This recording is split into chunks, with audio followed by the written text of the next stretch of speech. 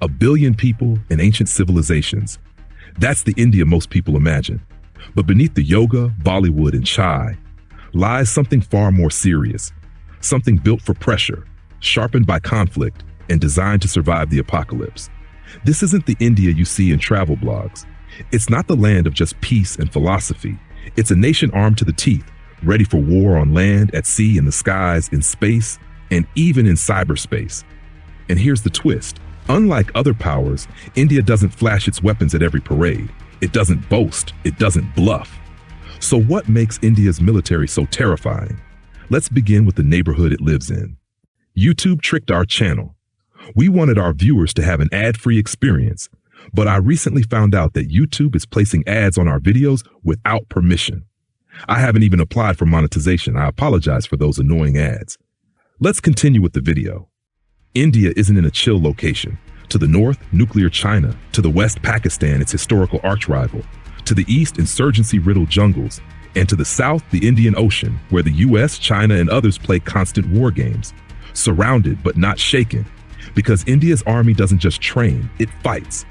Over 1.2 million active troops, thousands more in reserve, one of the largest forces on Earth. But size isn't what makes it terrifying. Experience is. These troops face real firefights in the icy Himalayas, patrol jungle corridors crawling with insurgents, hold high-altitude posts where your coffee freezes before you drink it. This isn't a war game. It's their Tuesday. And then come the elites. Jump from 30,000 feet, strike deep behind enemy lines. Rashtriya rifles, real combat operations, no drills. Ghatak platoons, first in, last out, and never call for backup. This army isn't preparing for war, it's already fighting one. But while the boots hold the ground, who rules the sky? Meet the Indian Air Force, over 1,500 aircraft strong, and one clear mission: own the sky before the first missile hits the ground. They fly Su-30 MKIs, jets built to dogfight and strike targets in a single mission. They operate Rafales, sleek, stealthy, and scary accurate. And then there's the Tejas, India's homegrown fighter that doesn't just fly, it sends a message. We don't just buy power, we make it. But fighter jets are just the beginning. India's air dominance also comes from AWACS, eyes in the sky tracking every threat in real time. Aerial refueling tankers, turning short sorties into long-range missions. Surface-to-air missile systems that make enemy pilots rethink everything. And the pilots? They train in brutal conditions at high-altitude bases where the cold kills engines. These aren't flyboys, they're combat-proven sky warriors. In 2019, Indian jets crossed into another country, bombed a terror camp 80 kilometers deep, then returned, mission done, no drama. They don't posture, they perform. But air superiority is just part of the equation.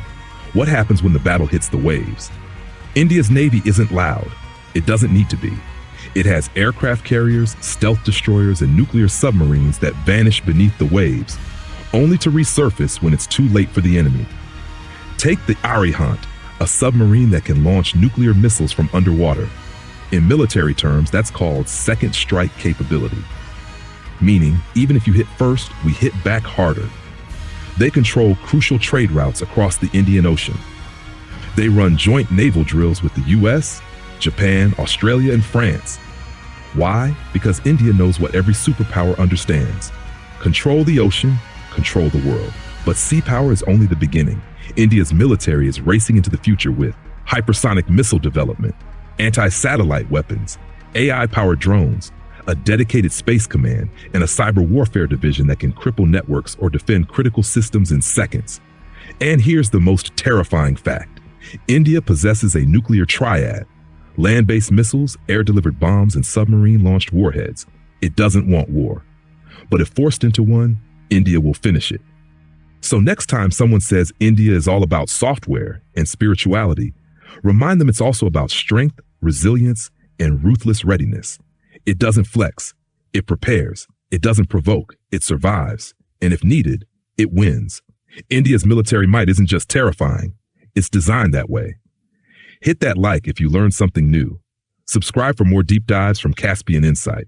And remember, quiet strength is the loudest warning.